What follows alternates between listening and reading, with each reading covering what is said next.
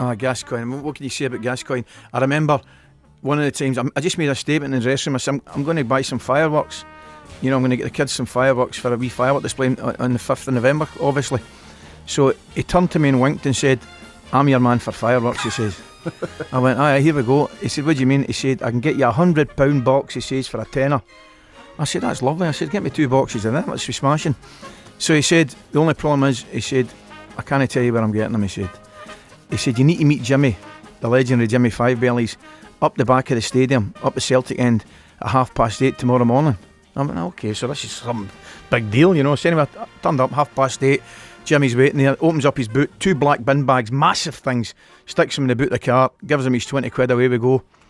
So anyway, that night, I opens the box, I better have a look at these fireworks, I said, so there's a, you know, that radiation stamp right across the box. Biohazard. That's the one. And you know what I'll never forget what it said underneath it.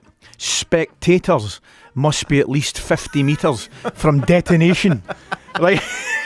And you've never seen fireworks like these in your life. Honest to God.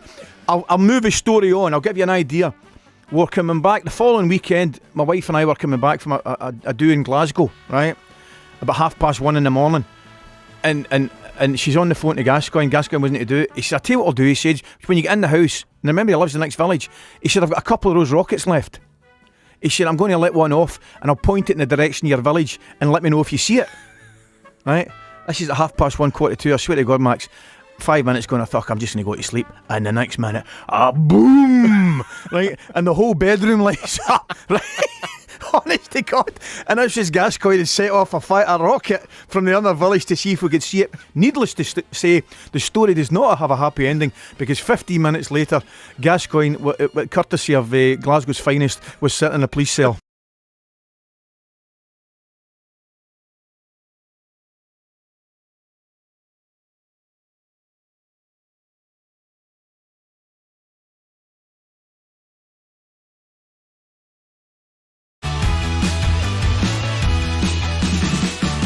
In the 1990 World Cup, the day before the Germany game in semi-final, Bob Robson did the team talk, and then he just turned around and he says, you know, tonight plenty of rest because it's an important game tomorrow, semi-final World Cup, and he always used to high in as well, remember the war.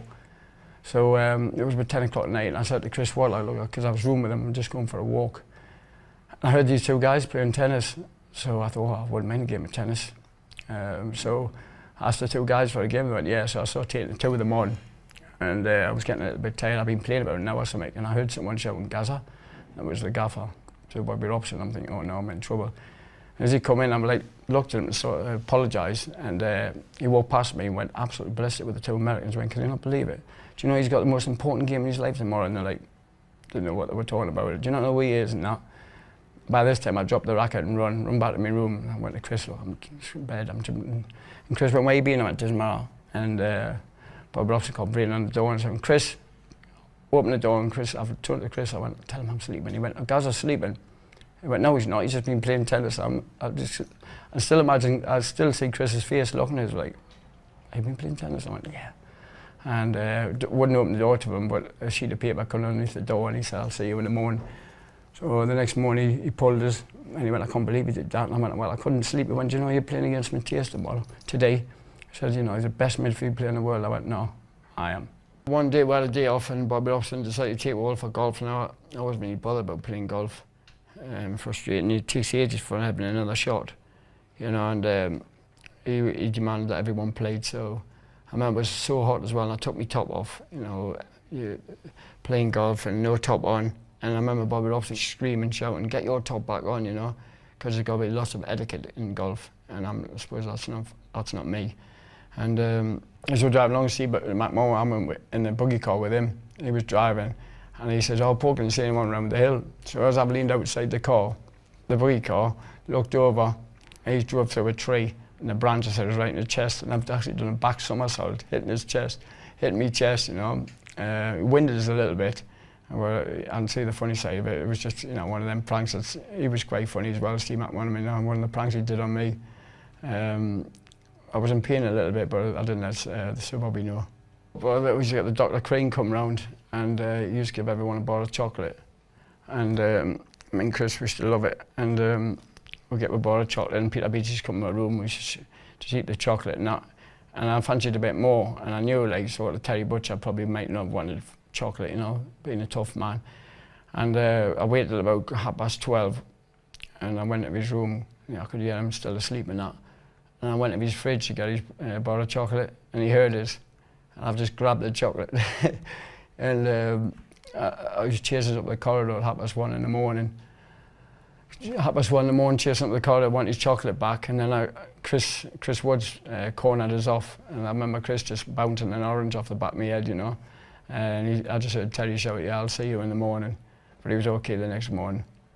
Was he one of the he was one of the senior?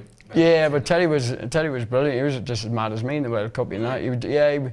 Terry was great. He'd do loads of daft things, you know, just to keep the spirit up in the World Cup, you know.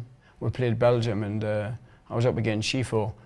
That guy destroyed us in that game. I must have held my hands up that. He was brilliant in that game, even though I set up flat for the goal. But I remember going for a tackle near him, and I thought I'd won the ball a little bit. It was only slightly a little bit from behind, but I remember rolling all over the place.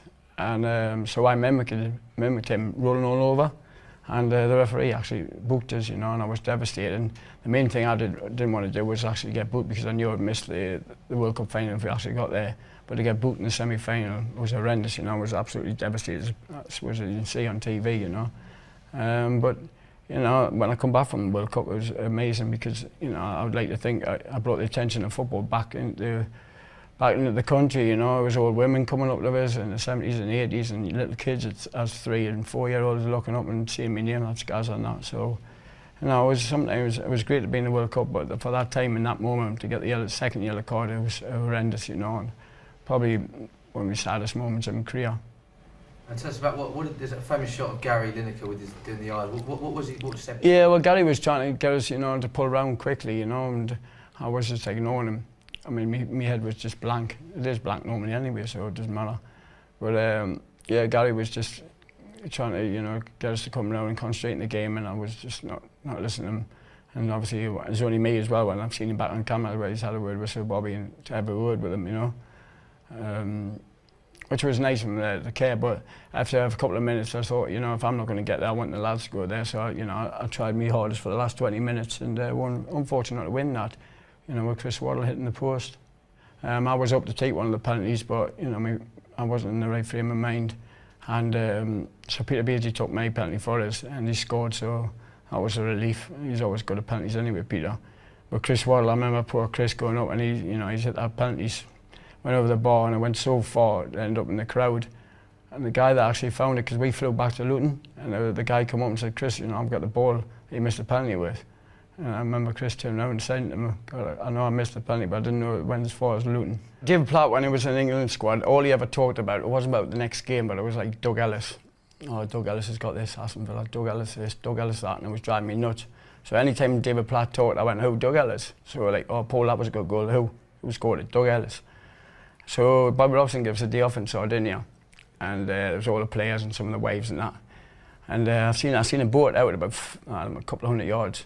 So I come on, let's swim for a bit. And as we're swimming, it was me, Bully, Lineker, his wife, all come out and that.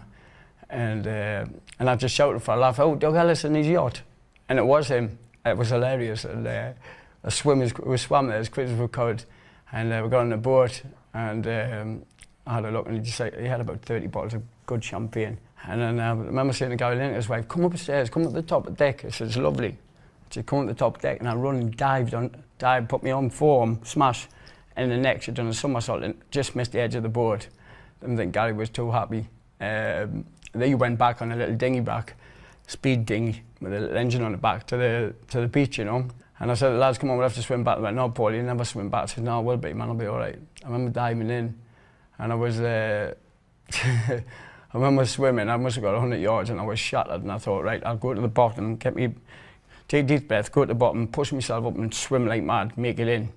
But actually, as I went down, I spun round, and I swam as quick as I could, and I was swimming back out to sea. By this time, I was struggling, like, you know.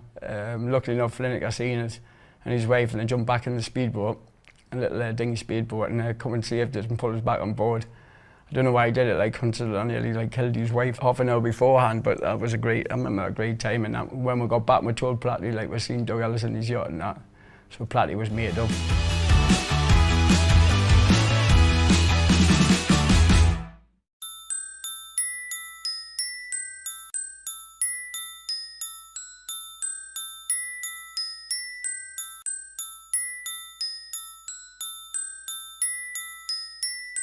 But we know Gazza has his issues, and he had he was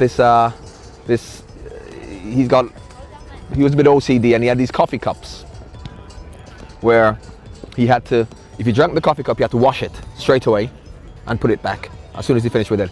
And Andy Townsend actually told me, he was Andy Townsend lived with him when he was at Middlesbrough. Andy Townsend lived in Birmingham with his family, stayed with Gazza midweek up in Middlesbrough, which is like a 3-hour drive, and then came home on weekends. So he had this coffee cup, drinking coffee.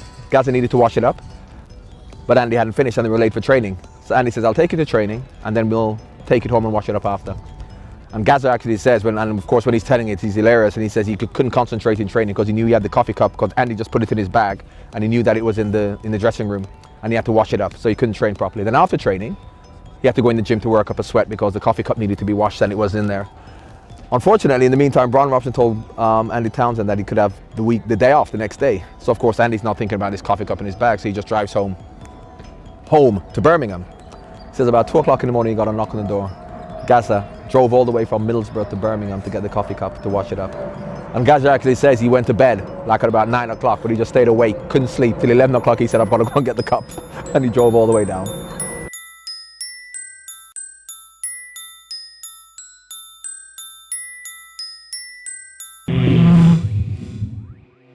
I remember a true story, Max, honestly. I was in my bed one morning, 3-4 o'clock in the morning, and my wife says to me, she said, there's somebody downstairs.